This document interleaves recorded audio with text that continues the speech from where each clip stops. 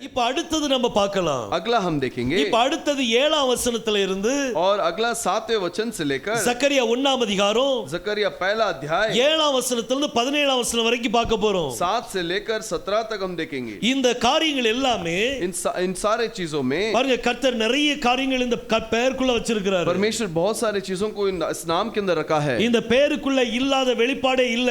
इस नाम के अंदर जो प्रकटीकरण नहीं है ऐसा है ही नहीं.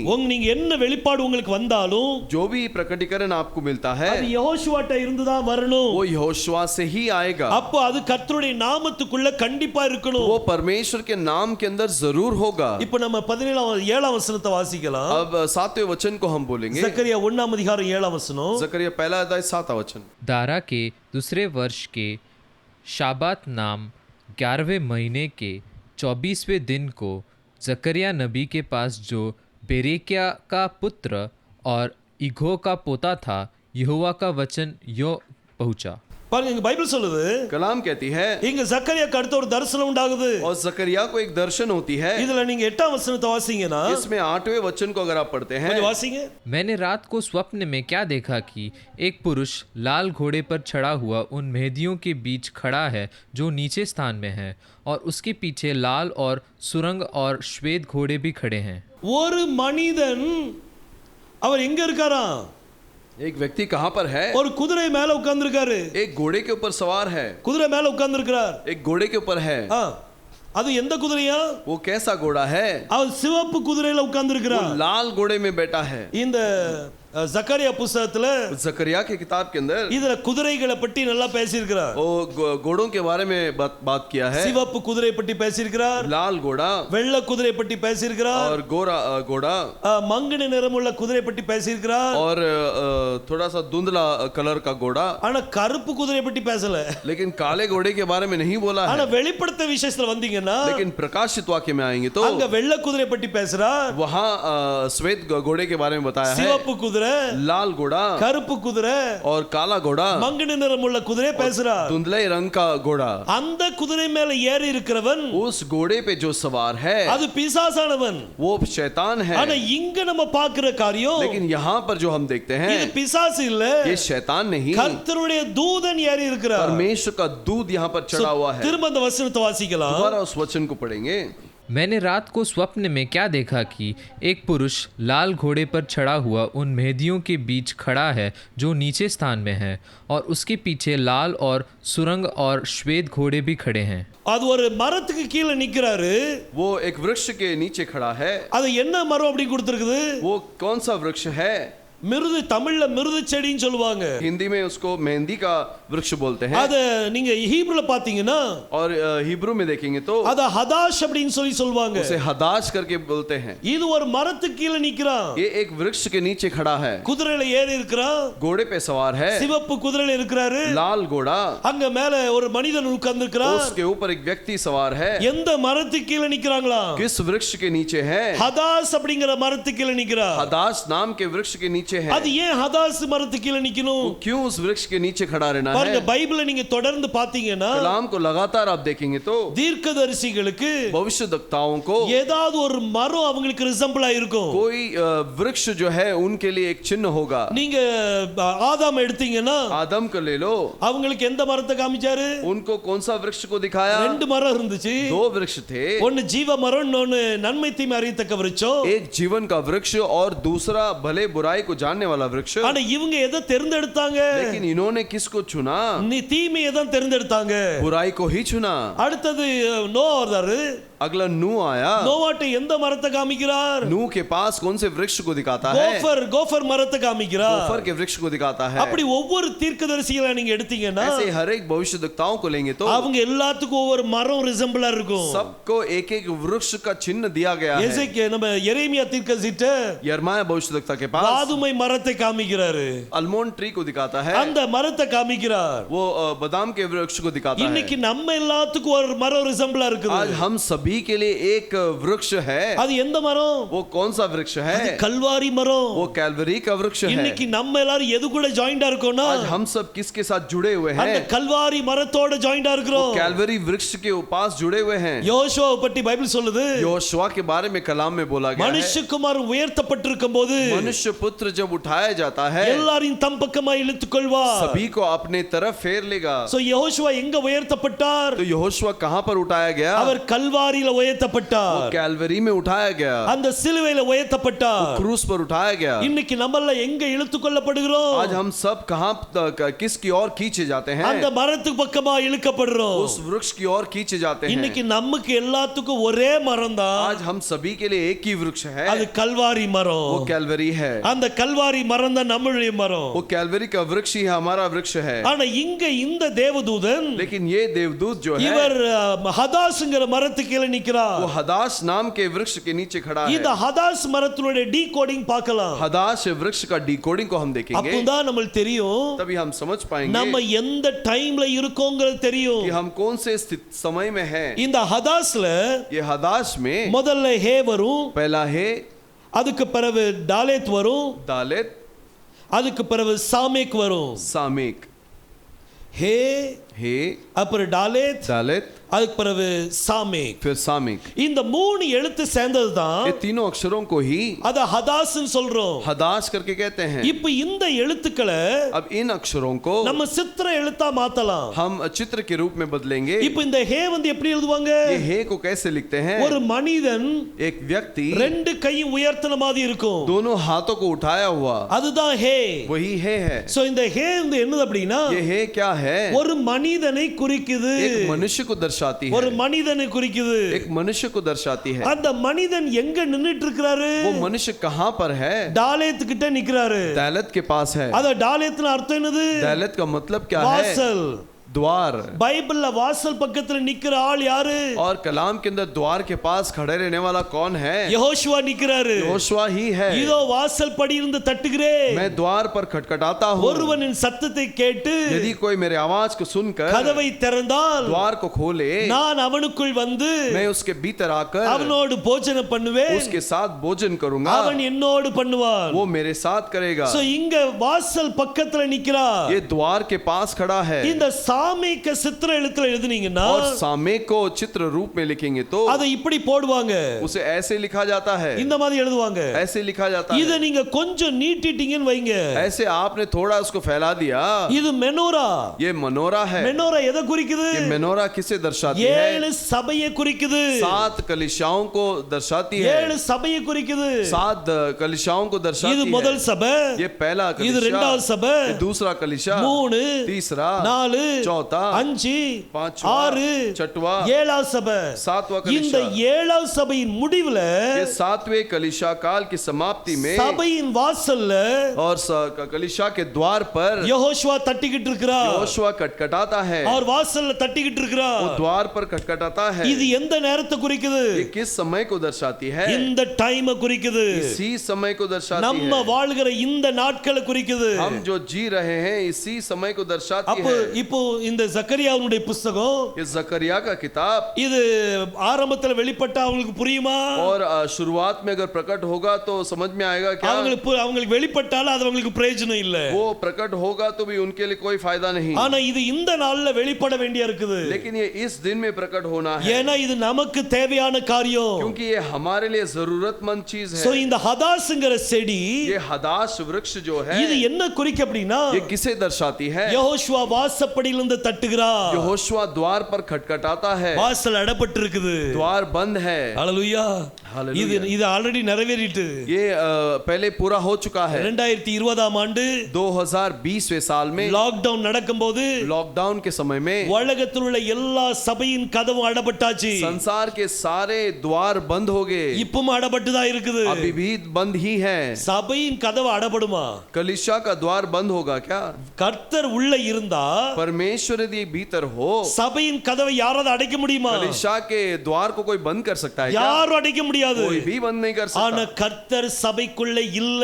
लेकिन परमेश्वर कलीसिया में नहीं है, அதனாலதான் பிசாசு ஈஸியா கதவை அடைச்சிட்டான். इसीलिए शैतान अपने आसानी से द्वार को बंद कर दिया। இப்போ அவர் என்ன செய்றார்? अब वो क्या करता है? அவர் வாசப்படியிலிருந்து தட்டிக்கிட்டு वो இருக்கிறார். द्वार पर खटखटाता है, அவர் வாசப்படியிலிருந்து தட்டுறாரு. वो द्वार पर खटखटाता है, அவர் வாசப்படி தட்டிட்டு நம்மளை அழைக்கிறார். वो द्वार पर खटखटा कर हमारी ओर पुकारता है, வாசல திறங்கன்னு சொல்லி அழைக்கிறாரு. द्वार को खोलो करके कहता है, மணவாட்டி திறக்கணும். और दुल्हन खोलना है। இன்னைக்கு அதுதான் எதிர்பார்க்கிறார். आज उसी चीज का बाट जोते हैं। சபைக்குள்ள கர்த்தர் இல்ல, कलीसिया के अंदर परमेश्वर नहीं, அதனால கர்த்தர் சபையிலிருந்து வெளியே கூப்பிடுறாரு. और इसीलिए परमेश्वर कलीसिया से बाहर बुलाता है, எல்லாரும் வெளியே வாங்க அப்படின்ட்டு. सभी लोग बाहर आइए। சோ ஹதாஷ் அப்படிங்கிற வார்த்தை हदाश ये जो शब्द है, இந்த கடைசி நாள்ல நடக்க போற காரியத்தை காமிக்கிறார். इस आखिरी समय में होने वाले चीज को दिखाता சோ है। ஹதாஸ்னா என்னது? हदास क्या है? ஏழாம் சபையின் காலத்துல सातवीं कलीसिया काल में கதவு அடப்பட்ட நேரத்துல द्वार बंद होने के समय में யெகோஷுவா இங்க சிவப்பு குதிரையில यहोशुआ इस लाल घोड़े में கதவை தட்டிட்டு இருக்கிறார். द्वार को खटखटाता है। ஹalleluya. हालेलुया। அவர் கதவை தட்டுறாரு. वो द्वार को खटखटाता திரும்ப है। அந்த வசனத்தை வாசிக்கலாம். दोबारा उस वचन को हम पढ़ेंगे। मैंने रात को स्वप्न में क्या देखा कि एक पुरुष लाल घोड़े पर चढ़ा हुआ उन मेहदियों के बीच खड़ा है जो नीचे स्थान में है, और उसके पीछे लाल और सुरंग और श्वेत घोड़े भी खड़े हैं। இதுல மூணு விதமான குதிரை இருக்குது. 3 प्रकार के घोड़े हैं। ஒன்னு சிவப்பு குதிரை, एक लाल घोड़ा, அடுத்தது வெள்ளை குதிரை, और दूसरा श्वेत घोड़ा, அப்புறம் மங்கின நிறமுள்ள குதிரை. और धुंधला कलर का एक घोड़ा। இப்படிப்பட்ட குதிரைகள் அங்க நிக்குது. ऐसे प्रकार के घोड़े वहां पर हैं। சோ இந்த குதிரைகள் அங்க எதுக்கு நிக்குது? और ये घोड़े वहां पर क्यों हैं? இவங்க எல்லாம் யாரு? ये सब कौन है? இந்த குதிரைகள் வந்து நிக்கறாங்களே, ये घोड़े पर जो आके खड़े हैं, இவங்க எல்லாம் யாரு? ये सब कौन है? பாருங்க கீழ வாசிங்க. नीचे पढ़ेंगे। तब मैंने कहा, हे मेरे प्रभु, ये कौन है? तब जो दूत मुझसे बातें करता था उसने मुझसे कहा, मैं तुझे बताऊंगा कि ये कौन है। சக்கரியா கேக்குறான், और जगरिया पूछता है, இந்த பின்னால் நிக்கிற இந்த தூதர்கள்லாம் யாரு? पीछे जो दूत खड़े हैं वो कौन है? இப்ப நம்மளுக்கும் குழப்பம் இருக்கும்ல. हमें भी वो गड़बड़ी होगी ना। நான் அந்த ஆரம்பத்துல நான் அந்த சக்கரியா புத்தகம் வாசிக்கும் போதெல்லாம் और जकरिया के किताब को मैं शुरुआत में जब पढ़ा, ஒன்னும் புரியாது. कुछ समझ में नहीं आता, அப்படியே மூடி வச்சிருவேன். ऐसे बंद कर देता था, அடுத்த புக்க வாசிக்க ஆரம்பிச்சிருவேன். और अगला किताब को पढ़ता था। நான் போன நவம்பர் மாசம் और नवंबर महीने में கர்த்தர்ட்ட கேட்டுட்டு இருந்தேன், परमेश्वर से पूछा, கர்த்தாவே இந்த அடுத்த 2006ல நான் எதை பிரசங்கம் பண்ணணும்? 2026 में मैं क्या प्रचार करना எந்த வசனத்தை நான் கர்த்தர் ஜனங்கள் மத்தியில கொண்டு है? போகணும்? किस वचन को मैं लोगों के पास ले जाऊं? அப்ப சக்கரியா புத்தகம் என் மனசுல வந்தது. तो जकरिया का किताब ही मेरे मन में आया, ஆனா ஆரம்பத்துல இருந்து இனி படிக்க முடியல. लेकिन शुरुआत से मैं पढ़ नहीं पाया, ஒன்னும் புரிய மாட்டேங்குது. कुछ समझ में नहीं आता है। ஒன்னாம் அதிகாரத்துல வாசித்து பார்க்கிறேன், पहले अध्याय में मैं देखता हूँ, எனக்கு ஒன்னும் புரியல. कुछ भी मुझे समझ में नहीं आई। உடனே என்ன செய்தது தெரியுமா? तुरंत मैंने क्या किया, நம்மள எபிரேய ஜனங்கள் தானே, हम सब हिब्री लोग हैं ना, எபிரேய ஜனங்கள் பின்னால இருந்தா வாசிப்பாங்க. हिब्री लोग जो है पीछे से ही पढ़ते हैं, அதனால பின்னால இருந்து வாசிப்போம் तो पीछे से पढ़ने लगा। அப்படின்னு சொல்லி 14ஆம் அதிகாரத்துல இருந்து வாசித்தேன். ऐसे सोचकर मैं 14 अध्याय से मैं पढ़ने அது लगा, வாசிக்க और जैसे हुए मैं पढ़ता गया, கர்த்தர் ஒன்னொன்னா ரிவீல் பண்ணிட்டே வந்தார். परमेश्वर एक एक करके गुप्त बातों को प्रकट எனக்கு किया। ரொம்ப சந்தோஷமா இருந்துச்சு. मैं बहुत खुश हो गया। இங்க நம்ம பைபிள்ல பாக்குறோம், और यहाँ पर कलाम में देखते हैं, இத்தனை குதிரைகள் என்ன, इतने घोड़े कौन है? இது எதை குறிக்குது? इस एक किससे दर्शाती பாருங்க है? அடுத்த வசனம் வாசிங்க. अगला वचन को पढ़िए। சோ இவங்க எல்லாம் யாரா? ये सब कौन है? இவங்க எல்லாம் இந்த முழு உலகத்தை ये पूरे संसार को ரவுண்ட் பண்ணி வரக்கூடியவங்க. वो घूम कर आने वाले लोग இவங்க हैं। நல்லா சுத்தி பார்த்துட்டு வராங்க. ये ऐसे घूम कर आने वाले लोग हैं। இந்த வேர்ல்ட் டூர் போயிட்டு வராங்க. वर्ल्ड टूर जाके आते हैं, உலகத்தை சுத்தி பார்த்துட்டு வராங்க. संसार को घूम कर आते हैं। ஆவிக்குரிய தூதர்கள்.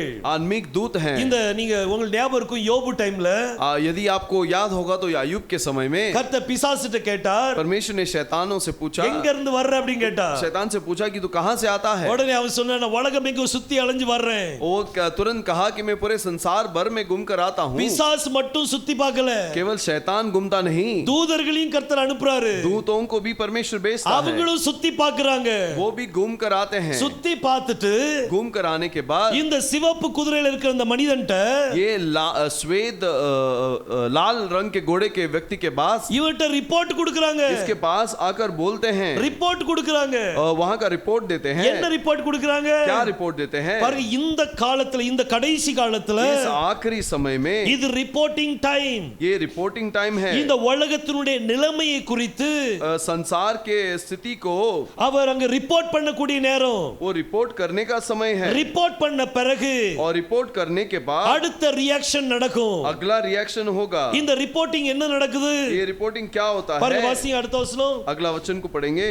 तब उन्होंने यहोवा के उस दूत से जो मेदियों के बीच खड़ा था कहा, हमने पृथ्वी पर सैर किया है और क्या देखा कि सारी पृथ्वी में शांति और चैन है. இவங்க ரிப்போர்ட் கொடுக்கறாங்க. ये यहाँ पर आकर रिपोर्ट देते हैं. நாங்க முழு உலகத்தையும் சுத்தி பார்த்து வந்துட்டோம். वो हम पूरे संसार भर को घूम के आए. உலகம் அமைதியா இருக்குது. संसार शांत है. ரொம்ப பீஸ்ஃபுல்லா இருக்குது. संसार शांत है. ஹalleluya. हालेलुया.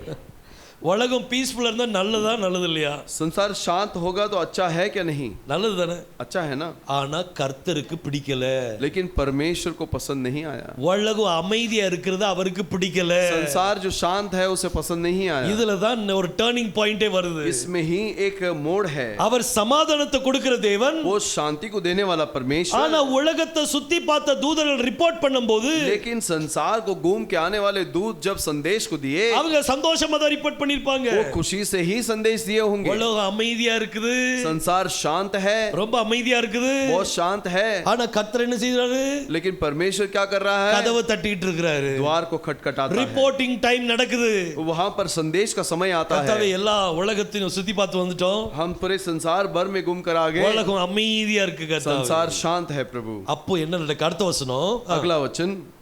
तब यहोवा के दूत ने कहा, हे सेनाओं के यहोवा, तू जो यरूशलेम और यहूदा के नगरों पर 70 वर्ष से क्रोधित है, सो तू उन पर कब तक दया न करेगा. இப்போ தூதன் என்ன செய்றாருன்னா, अब दूत क्या करता है? உலகம் அமைதியா இருக்குங்க ரிப்போர்ட் வந்துட்டு, संसार शांत है करके रिपोर्ट तो आ गया. ஆனா அங்க மேல ஒரு பெட்டிஷன் வைக்கிறாரு. लेकिन वहां पर एक पिटीशन रखता है. 70 வருஷமா அந்த இஸ்ரவேல் ஜனங்கள் மேல ஏன் கோபமா இருக்கிறீர்? और 70 साल से आप इजराइल लोगों के ऊपर इतना क्रोधित क्यों हैं? இஸ்ரவேல் ஜனங்கள் அவர் என்ன செய்தார்? इजराइल लोगों को उसने क्या किया? அவங்க செய்த தப்பின் நிமித்தம் उनके गुनाह के वजह से கர்த்தர் இஸ்ரவேல் ஜனங்களை சிதறடித்தார். परमेश्वर इजराइल लोगों को तीतर बितर किया. எல்லாம் சிதறடிச்சு எல்லாரும் பாபிலோன்ல சிறைப்பட்டு போனாங்க. और वहां तीतर बितर किए तो वो बाबिलोन के अंदर बंदीगृह में चले गए. 70 வருஷம் அடிமைத்தனத்துல இருந்தாங்க. 70 साल वो गुलामी के अंदर थे. இப்போ 70 வருஷம் முடிஞ்சு போச்சு. अब 70 साल समाप्त हो गई. அதாவது பாபிலோனுடைய ராஜ்யபாரத்துல अब बाबिलोन के राज्य में அவங்க 68 வருஷம் இருந்தாங்க.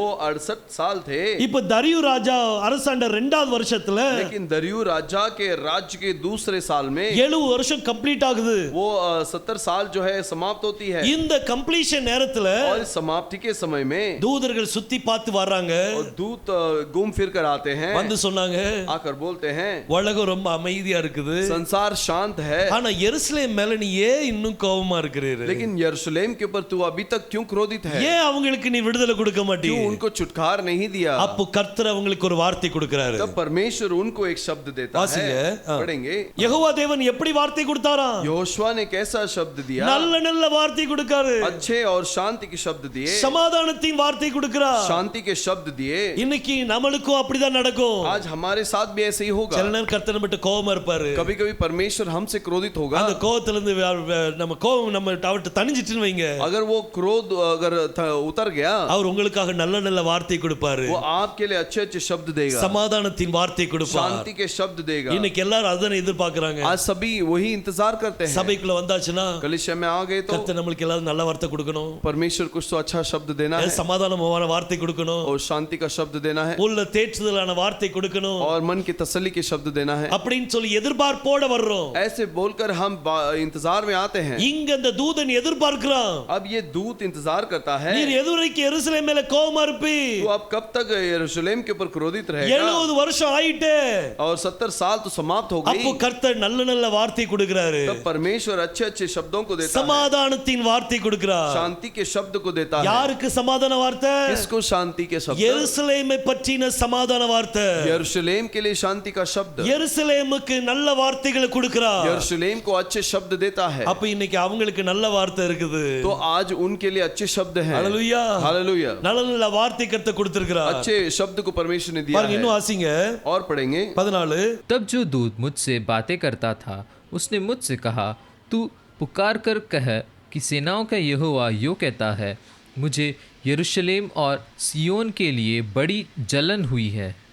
எருசலேமுக்கும் यरूशलेम சீயோன குறித்தும் எனக்கு என்ன உண்டாயிட்டான்? और सियोन के लिए मुझे क्या हुआ?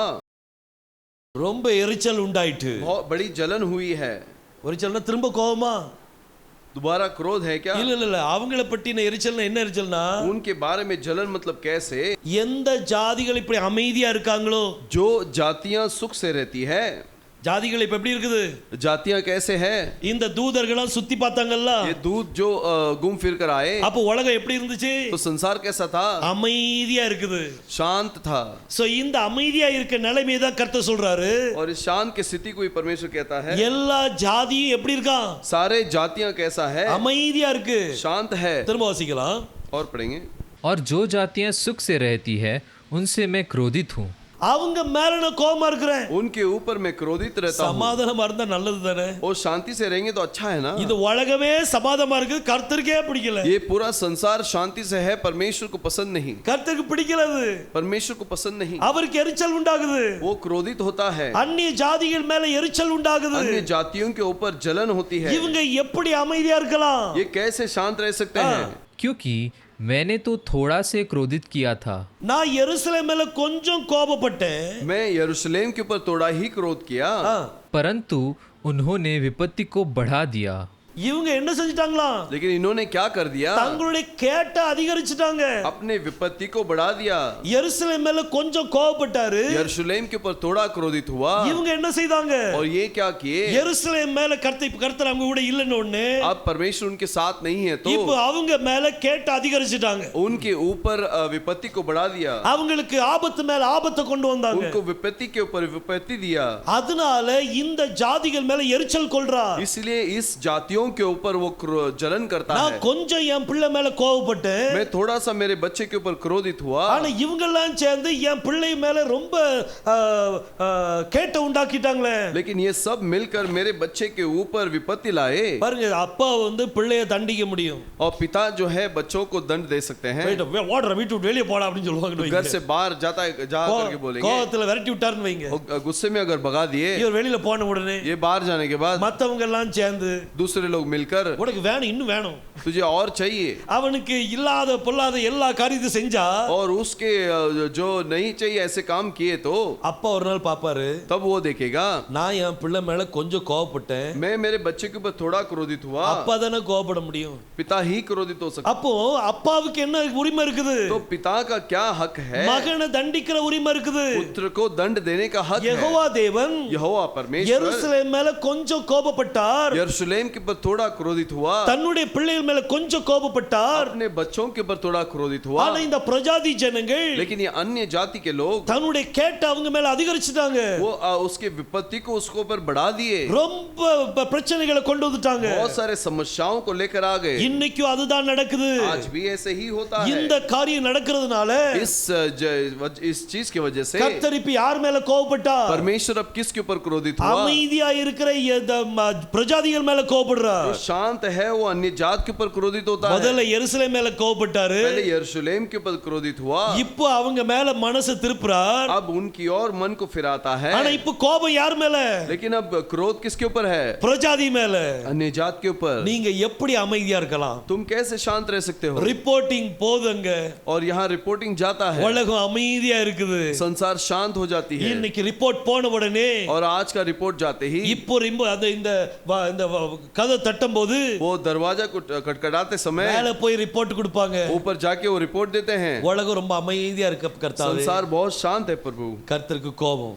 परमेश्वर क्रोधित होता है, புறஜாதிகள் மேல கோபம். अन्य जाति के ऊपर क्रोध होता ஏன் है। பிள்ளைகளை துன்பப்படுத்திட்டு मेरे बच्चों को विपत्ति लाकर இவங்க இப்ப அமைதியா எப்படி இருக்கலாம்? ये अभी शांति से कैसे रह सकते இன்னைக்கு हैं? சபைகளை துன்பப்படுத்துறவங்க நிறைய பேர் இருக்காங்க. आज कलीसियाओं को जो कलीसियाओं के ऊपर विपत्ति लाए ऐसे बहुत सारे लोग हैं। அவங்க வரும் காலத்துல அமைதியா இருக்க முடியாது. वो आने वाले दिनों में शांत नहीं रहेंगे। அவங்க மேல கர்த்தர் ஆபத்துக்களை கொண்டு வருவார். उनके ऊपर परमेश्वर विपत्तियों को लेकर आएगा। தேவன் தன்னுடைய பிள்ளைகள் மேல கொஞ்சம் கோபப்பட்டாரு. परमेश्वर अपने लोगों के ऊपर थोड़ा सा क्रोधित हुआ। ஆனா இந்த பிரஜாதி ஜனங்கள் என்ன செய்றாங்க? लेकिन ये अन्य जात क्या करते हैं? இவங்க இந்த ஜனங்கள் நம்மள ஒண்ணும் செய்ய முடியாது. ये लोग हमें कुछ नहीं कर सकते। அப்படி சொல்லி சபையை துன்பப்படுத்த ஆரம்பிக்கிறாங்க. ऐसे बोलकर कलीसिया को कष्ट देने लगे। ஆனா கர்த்தர் நம்ம கூட இருக்கிறாரு. लेकिन परमेश्वर हमारे साथ है। ஹalleluya हालेलुया। அவர் கர்த்தர் நமக்கு அமைதியை கொடுத்துட்டு परमेश्वर हमें शांति देकर அவங்களுக்கு அமைதியை கொடுக்க மாட்டார். उनको शांति नहीं देगा। பாருங்க அடுத்த வசனத்தை வாசிங்க.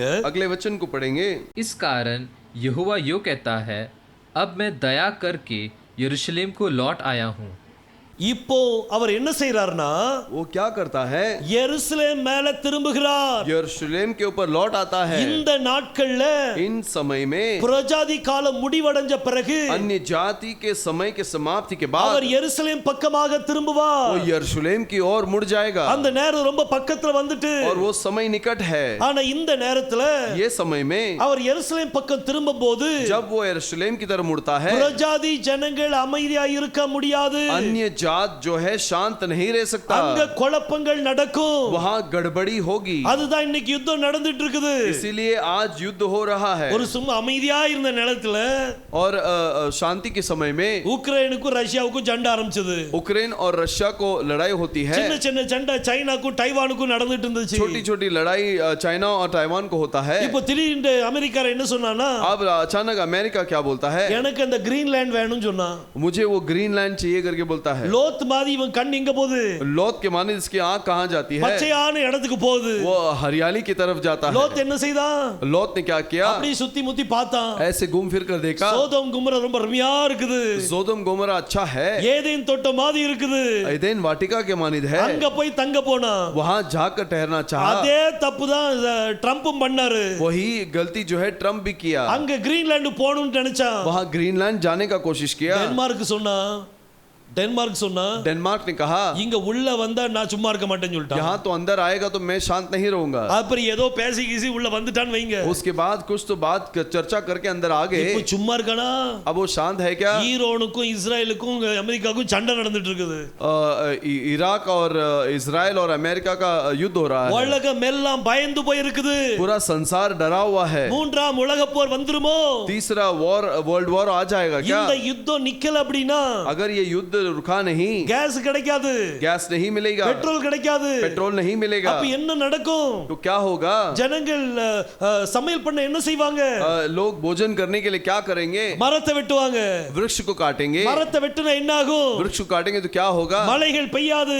और बरसात नहीं होगी। மழை பெய்யலாட்டி என்ன நடக்கும்? बरसात नहीं होगी तो क्या होगा? பஞ்சம் உண்டாகும். अकाल आएगी। பஞ்சத்தின் நாட்கள் நெருங்கிட்டு இருக்குது. अकाल का समय निकट है। ஆனா தன்னுடைய பிள்ளைகளுக்கு लेकिन अपने बच्चों के लिए யெகோஷுவா ஆகாரத்தை கொடுப்பார். यहोशुआ भोजन को देगा। ஹalleluya. हालेलुया। எலியாவுடைய நாட்கள்ல एलिया के समय में எல்லா இடத்துலயும் பஞ்சம் நடமாடிட்டு இருந்துச்சு. सभी जगह में अकाल है। ஆனா எலியாவுக்கு लेकिन एलिया को கர்த்தர் காகத்தை கண்டு போஷித்தார். परमेश्वर कौवों से खिलाया। இன்னைக்கு ஒரு ஹோட்டலுக்கு ஒரு நாளைக்கு ஒரு மரம் தேவை. आज एक होटल के लिए एक दिन के लिए एक वृक्ष चाहिए। ஒரு மரம் இருந்தாதான் ஹோட்டல் ஓடும். एक वृक्ष होगा तो ये होटल चलेगा। மரத்தெல்லாம் வெட்டி சாச்சிட்டாங்கன்னா और अगर वृक्षों को काट दिए, மழை பெய்யாது. बरसात नहीं होगी। மழை பெய்யலாட்டி பஞ்சம் உண்டாயிரும். बरसात नहीं होगी तो अकाल होगा। இந்த ஒரு யுத்தத்தினால எவ்வளவு காரியம் இருக்கு பாருங்க. एक युद्ध के वजह से कितनी सारी बातें हैं। இதெல்லாம் எதுக்கு நடக்குனா? ये सब क्यों होता है? அவங்க எருசலேமை அவங்க துன்பப்படுத்துனதுனால वो यरूशलेम को सताने के वजह से இப்பவும் எருசலேமை துன்பப்படுத்திட்டு தான் இருக்காங்க. अभी भी यरूशलेम को सताते हैं। அவங்களுக்கு தெரிய மாட்டேங்குது. वो नहीं जानते। இப்போ ஈரான் என்ன சொல்லிருக்கான் தெரியுமா? अब ईरान ने क्या कहा? இஸ்ரேல் கண்ட்ரியே இருக்க கூடாது. इजराइल देश ही नहीं होना चाहिए। யார் யாரெல்லாம் என் கண்ட்ரியே இருக்கக்கூடாதுன்னு நினைச்சாங்களோ और जो जो वो देश नहीं रहना चाहिए करके सोचे, அவங்களெல்லாம் கர்த்தர் தூக்கிட்டாரு. उन सभी को परमेश्वर ने उठा दिया, அவங்கள தூக்கிட்டாரு. उनको ही उठा दिया. அவங்களுக்கு தெரியல என்ன நடக்குது அப்படின்ட்டு. वो नहीं जानते कि क्या हो रहा அவன் है. சொல்லி கொஞ்ச நாள்ல वो बोलते ही थोड़े दिन में அங்க உள்ள முக்கியமான ஆளு वहाँ का महत्वपूर्ण இப்ப व्यक्ति, ரஷ்யால அங்க ட்ரீட்மெண்ட் நடந்துகிட்டு இருக்குது. रशिया में वहाँ पर ट्रीटमेंट चल रहा है, அவன் மேல குண்டு தூக்கி போட்டாங்க. उसके ऊपर वहाँ पर बॉम्ब डाल दिए. அவன் இப்ப ட்ரீட்மெண்ட்டுக்கு அங்க இருக்கிறான். अब वो ट्रीटमेंट के लिए है, புதினுடைய ஒரு பாதுகாப்புல पुतिन के सुरक्षा के अंदर அங்க அவன் ட்ரீட்மெண்ட் நடந்துகிட்டு இருக்குது. वहाँ पर ट्रीटमेंट हो रहा है. தேவன் கண்ண வைத்துட்டாருனா, परमेश्वर ने आंख रख दिया, எருசலேம் பக்கம் திரும்பிட்டாருனா, यरूशलेम की ओर मुड़ गया, புறஜாதி ஜனங்கள் அமைதியா இருக்க முடியாது. अन्य जात शांत नहीं रह सकते. हालेलुया. हालेलुया. என் மனசுல ஒண்ணு இருக்குது. मेरे मन में एक बात है, ஒருவேளை அது நடந்துட்டுனா अगर हो गया तो நம்ம காலம் முடிஞ்சிட்டுன்னு அர்த்தம். हमारा समय समाप्त हो गया. இந்த யுத்தம் இன்னும் தொடர்ந்து இருந்தது. अगर ये युद्ध लगातार रहा, இவங்க எருசலேம் மேல குண்டு போட்டாங்க. ये यरूशलेम के ऊपर बॉम्ब डाल दिए, அந்த எருசலேம் போடப்பட்ட குண்டு और जो मिसाइल डालते हैं அங்க அந்த பெலிஸ்தியனுடைய அந்த டோம் மேல விழுந்துட்டுனா, अगर फेलिस्तियों के उस डोम के अंदर गिर गई, தப்பி தவறி விழுந்துட்டுனா, अगर गलती से गिर गया, முடிஞ்சது. समाप्त है. முடிஞ்சது. समाप्त है. இந்த இந்த யுத்தத்துல ஒரு பைத்தியக்காரன் தேவை. ये युद्ध में एक पागल चाहिए. யுத்தத்தை இன்னும் நீடிக்கிறதுக்கு युद्ध को और बढ़ाने के लिए ஒரு பைத்தியக்காரன் தேவை. एक पागल चाहिए. இந்த லாக்டவுன்ல इस लॉकडाउन के समय நம்ம में இந்தியால ஒரு பைத்தியக்காரன் இருந்தான். इंडिया में एक पागल था. இவர் டெல்லியில இருந்தாரு. ये दिल्ली में था. இந்த டெல்லியில இருந்து என்ன செஞ்சான்னா, ये दिल्ली से क्या किया, அவன் மறந்து போய் மிசைலை லான்ச் பண்ணிட்டான். वो गलती से वो मिसाइल को लॉन्च कर दिया. அந்த மிசைல் எங்க விழுந்துச்சு தெரியுமா? वो मिसाइल कहां पर गिरा? பாகிஸ்தான்ல சென்டர் ஆஃப் த பாகிஸ்தான் விழுந்துச்சு. और पाकिस्तान के बीचों बीच गिर गया. நல்ல வேளை உள்ள குண்டு இல்ல. और अच्छा हुआ अंदर कुछ नहीं था. உடனே அவன் சமாளிச்சுக்கிட்டாங்க. तुरंत वो संभाल लिए. மறந்து போய் அமைக்கிட்டான். वो गलती से दबा दिया. ஏதோ டெக்னிக்கல் ப்ராப்ளம் ஆயிட்டு. कुछ टेक्निकल प्रॉब्लम हो गया. இதே டெக்னிக்கல் ப்ராப்ளம் ஆச்சுனா, यही टेक्निकल प्रॉब्लम होता है तो எல்லா இடத்துலயும் ஆச்சுனா, सभी जगह में होगा तो நம்ம இங்க இருக்க கூடாது. हम यहाँ नहीं रहना. கர்த்தர் அதுக்குள்ள வந்து எடுத்துட்டு போயிடுவார். परमेश्वर उससे पहले हमें उठा लेगा. हालेलुया. கர்த்தருடைய வருகை ரொம்ப சமீபம். परमेश्वर का आगमन बहुत करीब है. அதனால தீர்க்கதரிசி பிரணாம் என்ன சொல்வார்னா, भविष्यद्वक्ता ब्रनाम क्या कहता है, இந்த உலகத்துக்கு மூன்றாம் உலகப் போர் வருவதற்கு इस संसार में तीसरा वर्ल्ड वॉर आने के ஒரு लिए பைத்தியக்காரன் இருந்தா போதும்னு சொல்வாரு. एक पागल रहेगा तो काफी है. ஒரு பைத்தியக்காரன் தேவை. एक पागल चाहिए.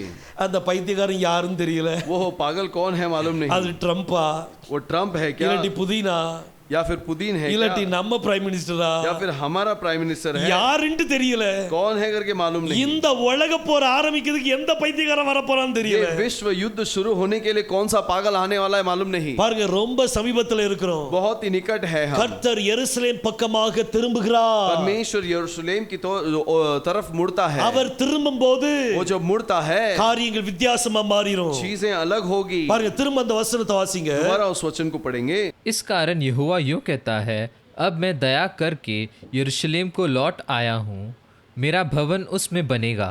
பாருங்க, அடுத்தது என்ன சொல்றார்? अगला वो क्या कहता है, என்னுடைய ஆலயம் கட்டப்படும். मेरा भवन उसमें बनेगा. ஹalleluya. हालेलुया. அப்ப கர்த்தர் எருசலேம் பக்கமா திரும்புறார் அப்படினா, परमेश्वर यरूशलेम की ओर फिर गया तो அங்க திரும்பவும் ஆலயம் கட்டப்படும். दोबारा वहां पर परमेश्वर का भवन बनेगा. கட்டப்படும்போது என்ன நடக்கும்? और जब बना जाएगा तब क्या होगा, புறஜாதி ஜனங்க உள்ள போக முடியாது. अन्य जात अंदर नहीं जा सकते. புறஜாதி ஜனங்களுடைய காலம் முடிஞ்சிரும். अन्य जात का समय समाप्त हो जाएगा. இன்னைக்கு எருசலேமுக்குள்ள யாரெல்லாம் இருக்கறா? आज यरूशलेम के अंदर कौन कौन है? பெலிஸ்தீய ஜனங்கள் இருக்காங்க. फेलिसी लोग हैं. நம்ம இந்தியா பீப்புளே இருக்காங்க.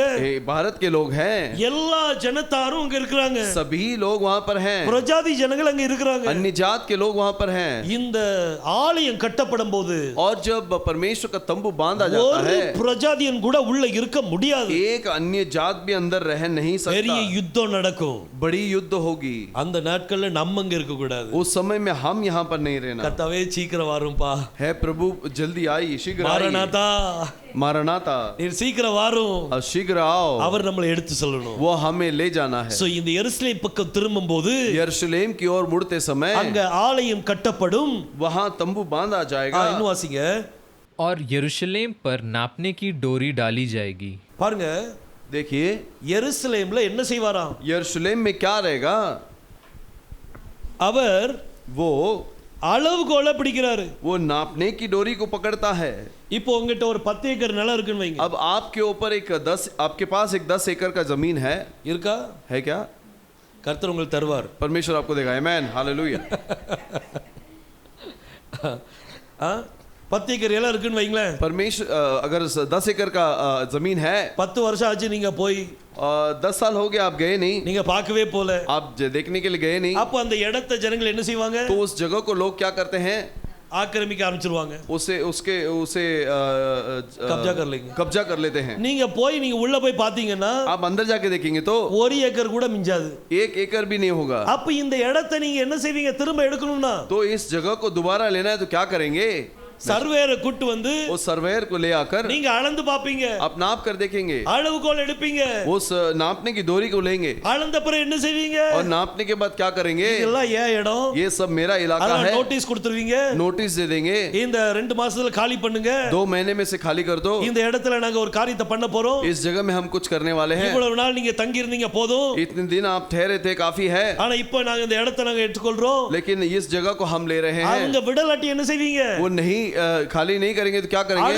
அடுத்த முயற்சி பண்ணுவீங்க, अगला कोशिश करेंगे। இப்போ எருசலேமை அளக்க போகிறார், अब यरूशलेम को नापने वाला है। கர்த்தர் எருசலேமை அளக்கிறார் அப்படினா परमेश्वर यदि यरूशलेम को नापता है तो அளந்த பிறகு என்ன செய்வார்? नापने के बाद क्या करेगा? உள்ள கப்ஜா பண்ணி இருக்கிற பிள்ளைகளை, अंदर जो लोग कब्जा करके बैठे हैं, யாரெல்லாம் ஆக்கிரமிச்சிருக்காங்களோ जो कब्जा करके बैठे हैं, அவங்க எல்லாரையும் வெளியாக்குவார், उन सभी को बाहर करेगा।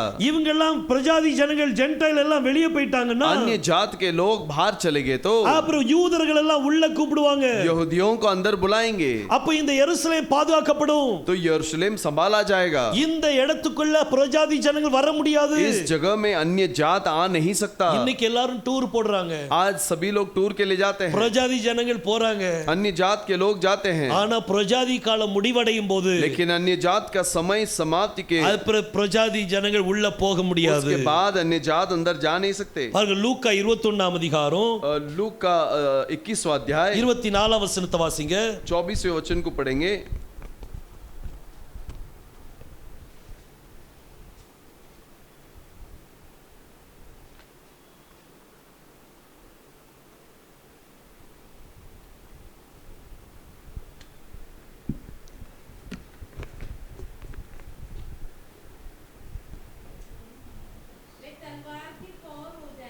और सब देशों के लोगों में बंदियों पर पहुंचाए जाएंगे, और जब तक अन्य जातियों का समय पूरा ना हो, எதுவரைக்கும் அந்நிய ஜாதியினுடைய காலங்கள் நிறைவேறலையோ, जब तक अन्य जाति का समय पूरा न हो, அதுவரைக்கும் அந்நிய ஜாதிகள் பிரஜாதிகள் அது எருசலேமை மிதிப்பார்களாம், और तभी तक अन्य जाति के लोग वहां यरूशलेम के अंदर चलेंगे। அப்ப இன்னைக்கு நம்ம எருசலேமுக்குள்ள போறோம் வர்றோம், आज हम यरूशलेम में जाते आते हैं, ஆனா பிரஜாதி காலம் முடிவடைஞ்சிட்டுனா लेकिन अन्य जात का समय जब समाप्त हो जाता है, யாரையும் உள்ள விட மாட்டாங்க, किसी को भी अंदर नहीं अलाउ करेंगे। அப்ப எவ்வளவு பயங்கரமான நேரத்துல இருக்கிறோம், तो कितना कठिन स्थिति में है हम। இந்த யுத்தத்தின் நேரத்துல इस युद्ध के समय में பாருங்க, இந்த ஈரான் கால விட மாட்டுக்கான் யுத்தத்தை, ये ईरान जो है युद्ध को छोड़ नहीं रहा, யுத்தத்தை விடவே மாட்டுகிறான், युद्ध को छोड़ नहीं रहा। ஒருவேளை கர்த்தர் அவனுடைய மனதில் அப்படி ஒரு எண்ணத்தை போட்டுட்டாரா, क्या परमेश्वर ने उसके मन में ऐसा विचार को डाल दिया क्या? அவன் யுத்தத்தை நிப்பாட்டமலே பண்ணிட்டு இருந்தால், अगर वो युद्ध को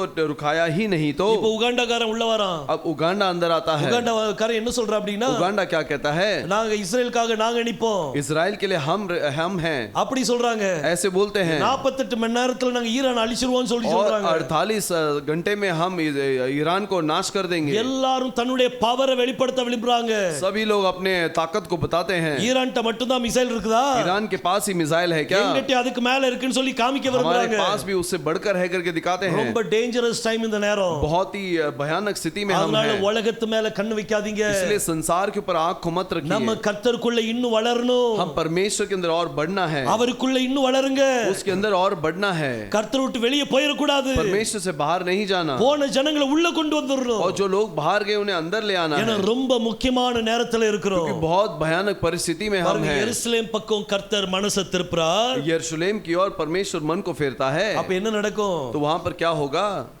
கர்த்தர் புரஜாதி ஜனங்களை அழிக்க போறாருன்னு அர்த்தம். परमेश्वर अन्य जात को नाश करने वाला है, ये मतलब है। ரொம்ப பக்கத்துல வந்துட்டோம். बहुत निकट आ चुके हैं। கர்த்தர்ட்ட நம்ம கேட்கக்கூடியது, परमेश्वर से हम क्या मांगना है? கர்த்தாவே என்ன இன்னும் பரிசுத்தப்படுத்துங்க, है प्रभु मुझे और पवित्र करो, இன்னும் என்னை உமக்குள்ளாக கொண்டு வாங்கப்பா. और भी मुझे अपने अपने करीब ले जाओ। நான் வாலிப நாட்கள்ல இத படிக்கும்போது जवानी के समय में मैं जब पढ़ता था ஒண்ணும் புரியாது, कुछ भी नहीं समझ में ஒரே आता ஒரு வசனம் புரியும். था। एक ही वचन समझ में आता நம்ம था, பாஸ்டர் அடிக்கடி சொல்லி இருக்கிற வசனம், और पासपर हमेशा सिखाने वाला वचन, ஜெருபாபேலுக்கு சொல்ற வசனம், जरुब्बाबेल को जो बोलता है वो वचन 4ஆம் அதிகாரம் மட்டும் தான் புரியும். 4था अध्याय समझ में आता है, அது மட்டும் தான் எக்ஸ்பிளைன் பண்ணாங்க. वो केवल उसी का वर्णन किए, மத்தது எல்லாம் பவுன்சரா தான் போகும். बाकी सब बाउंसर होता था। ஆனா இந்த ஒவ்வொரு காரியமும் लेकिन ये सारी बातें தேவன் வெளிப்படுத்துறார் அப்படின்னா परमेश्वर यदि प्रकट करता है அப்போ ஏதோ ஒரு காரியத்தை அவர் செய்ய விரும்புறார். तो कुछ तो चीज वो करना चाहता है। பாருங்க ஆமோஸ் 3ஆம் அதிகாரம் आमोस का 3रा अध्याय அதுல 7ஆம் வசனத்தை வாசிங்க.